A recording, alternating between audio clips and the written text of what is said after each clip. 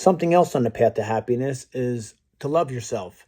It sounds so common and so mandatory, like we automatically love ourselves. But we don't realize that a lot of us that are unhappy in life, or, just not, we don't feel complete. It's because we don't love ourselves. That's just one more thing in the journey to be happy, is loving ourselves.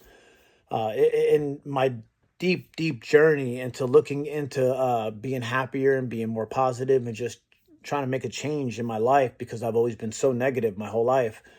That's something I just happened to stumble upon, and I just didn't understand the depth of it. Um, if this is something that you really are interested in, definitely look it up more. Search something like that. So many subjects that come up that you would never think about, you would have to research that specific one to really dive deep, because a lot of us don't love ourselves. We sacrifice for other people, and justification of saying, we're doing it for them, we're sacrificing. But ultimately, we don't love ourselves. So we put ourselves last all the time because we don't love ourselves, and we just don't realize it. A lot of people consume drugs and alcohol because they're not happy with themselves. They don't love themselves. Because if you did, you wouldn't do it.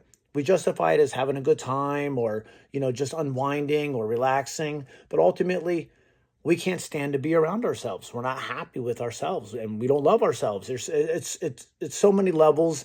I'm definitely not qualified to get into all of that, but these are the things that I realized with all my research and becoming sober, realizing that it was because I wasn't happy with myself. I wasn't happy in general, just who knows why. And I'm still on that journey to find out why did I need numbness in life. And that's one of them. I didn't love myself. I didn't think I deserved happiness. So I always sacrificed, and I always put other people first in my life.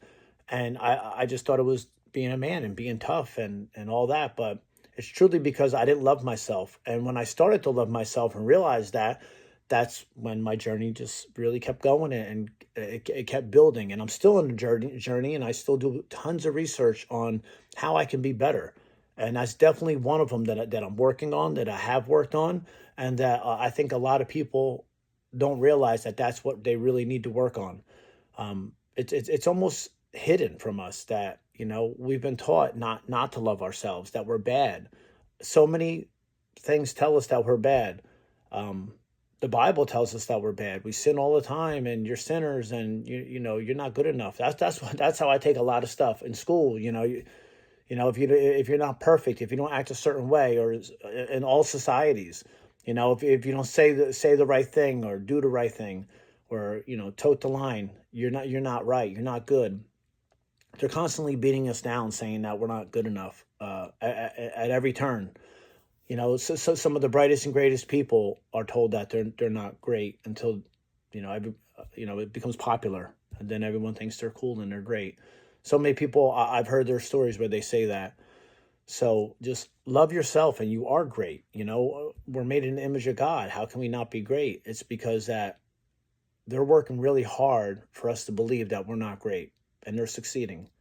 So learn to love yourself. Look into it more, into deeper reasons why, and why you don't, and why you should, and it's a really deep psychological thing going on in this world that I know I'm going to conquer, and then I'm conquering, and I hope you too, and I hope it really helps you. You have a great day.